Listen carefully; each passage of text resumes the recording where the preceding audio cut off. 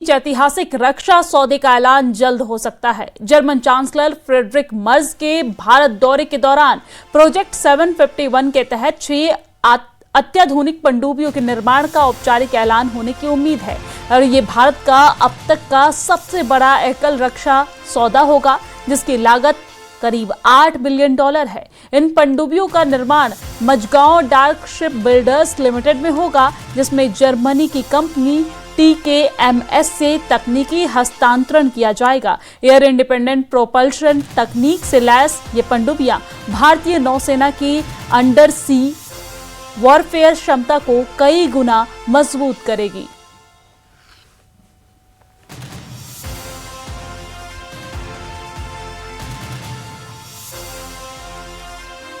तो आपको जानकारी दे दें कि भारत और जर्मनी के बीच एक ऐतिहासिक रक्षा सौदे का ऐलान जल्द हो सकता है। पतंग महोत्सव में आज फ्रेडरिक मर्ज हिस्सा लेंगे। पीएम मोदी और जर्मन चांसलर के बीच ये मुलाकात होने वाली है। अहमदाबाद में ये खास मुलाकात आज होने वाली है, जिसमें पीएम मोदी और जर्मन चांसलर मौजूद होंगे। पतंग महोत्सव में दोनों हिस्सा लेंगे और इस दौरान उम्मीद ये जताई जा रही है कि ये मुलाकात काफी भारत के लिए फायदेमंद साबित होने वाला है।